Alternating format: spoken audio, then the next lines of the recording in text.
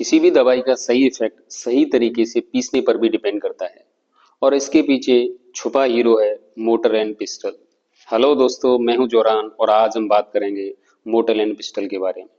ये सिंपल सा दिखने वाला टूल दवाई को सही टेक्सचर में लाने के लिए यूज होता है। आइए बात करते हैं मोटर एंड पिस्टल की।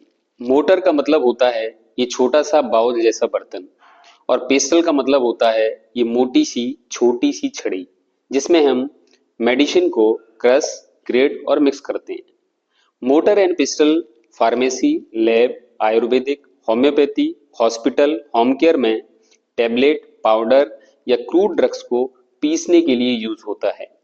मोटर एंड पिस्टल का मेन काम दवाई को फाइन पाउडर बनाना, अलग अलग ड्रग्स को अच्छी तरह मिक्स करना जिससे पेशेंट को एक्यूरेट डोज मिल सके।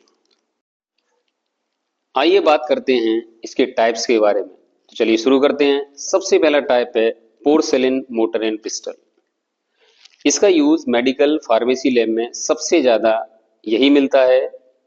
इनर इनर सरफेस थोड़ी रफ होती है जिससे मेडिसिन आसानी से फाइन पाउडर बनाती है।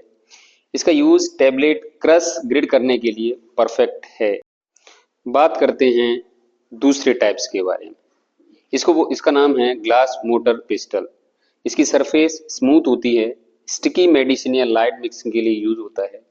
फाइन ग्रेडिंग के लिए उतना अच्छा नहीं जितना अच्छा पोर्सेलिन है। इसका अगला टाइप है सेरेमिक मोटर एंड पिस्टल। दिखने में पोर्सेलिन जैसा लेकिन थोड़ा हैवी और स्ट्रांग होता है। हर्बल्स और क्रूड ड्रग्स ग्रेडिंग करने में अच्छा यूज होता है। नेक्स्ट टाइप है मार्बल मोटर एंड पिस्टल। ये हैवी एंड स्मूथ होता है। लार्ज हर्बल्स, ड्राई रूट्स और हैवी सब्सटेंस ग्रिड करने में यूज होता है। किचन और आयुर्वेदिक लैब में ज्यादा लेकिन मेडिकल लैब में कम यूज होता है। अगला टाइप्स है stainless steel motor and pistol.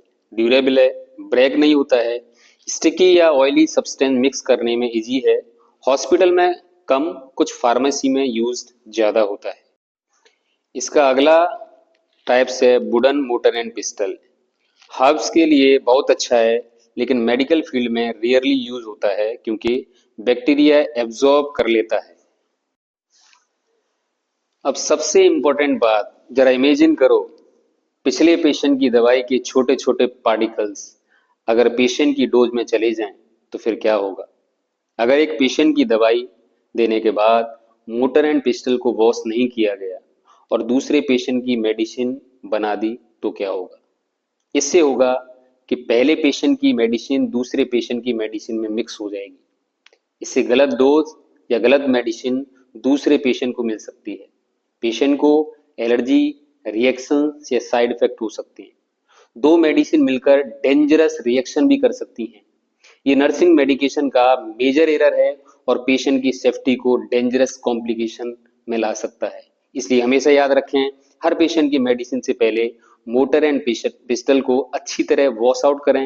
ये बहुत जरूरी है जिससे कि अगली मेडिसिन में कॉन्टामिनेशन ना हो और कोई प्रीवियस मेडिसिन का रेसिड्यू मिक्स ना हो, वरना छोटी सी लापरवाही बड़ी गलती बन सकती है। ऐसे छोटे छोटे आर्टिकल्स ही एक अच्छी मेडिकेशन और गलत डोज के बीच डिफरेंस बनाते हैं। और ऐसे ही यूजफुल मेडिकल कंटेंट के लिए चैनल को लाइक, सब्सक्राइब और शेयर करें। अगले वीडियो तक सुरक्षित रहिए। आई होप ये वीडियो आपको पसंद आया होगा। Thanks for watching.